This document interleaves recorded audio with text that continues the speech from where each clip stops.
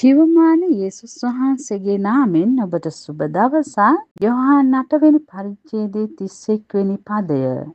එබැවින් යේසුස් වහන්සේ තමන්ව අදාගත් යුදෙව්වරුන්ට කියනසේක්. නුඹලා මාගේ වචනේ පවතිනවා නම් සැබෑවට නුඹලා මාගේ ගෝලයෝය.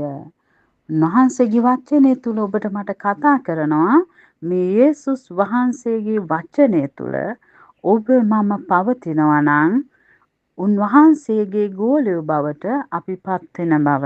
ඔබ දන්නවා මේ කාලය වෙද්දී බොහෝ අය ස්වාමින් වහන්සේගේ වචනය බොරු කරමින් උගන්වනවා. ඔව් මේ වචනය උන්වහන්සේ තුල ඉගෙන ගන්නේ නැතුව ඒ වචනය හරියාකාරව තේරුම් ගන්නේ නැතුව උන්ගේ වාසිය තකා මේ වචනය ස්වාමින් වහන්සේගේ සත්‍යයේ වචනය අරගෙන ඔවුන්ට වමනාකාරයෙන් හැඩගස්වමින් මිනිසයන්ට උගන්වනවා. හැබැයි ස්වාමින් වහන්සේගේ වචනේ කියන්නේ මාගේ වචනේ පවතිනවා නම් සැබෑවට නුඹලා මාගේ ගෝලයෝ.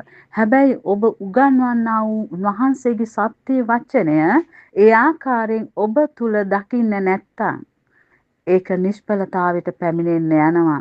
ඒක බොරුවක් බවට පැමිණෙන්න යනවා. ඒකයි ස්වාමින් වහන්සේ කියන්නේ මාගේ වචනේ පවතිනවා නම් සැබෑවට නුඹලා මගේ ගෝලය වෙනවා කියලා.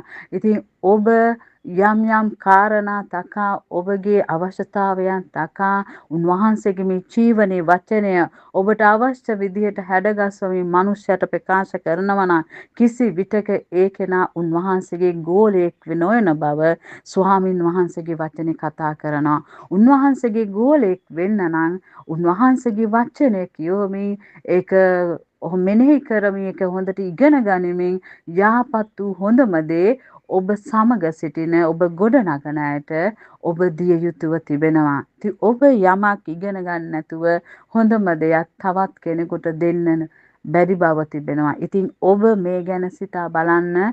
ඔබ උන්වහන්සේගේ වචනය අරන් ඔබට අවශ්‍ය විදියට හැඩගස්වනවද නැත්නම් ස්වාමින් වහන්සේ කියලා තියෙන විදියට උන්වහන්සේගේ වචනය කියවමින් ඒක තුල පවතෙමින් තවත් අයට උන්වහන්සේගේ නාමයට ගෞරවයෙන් පිණිස ඔබව තව අයට ආදර්ශයක් වෙන්න ඔබ ක්‍රියා කරනවද කියන එක. ඔබ මෙලෙස ක්‍රියා කරොත් ස්වාමින් වහන්සේගේ ගෝලෙක් හැටියට උන්වහන්සේ ඔබ ගැන සතුටු වෙන්න යනවා.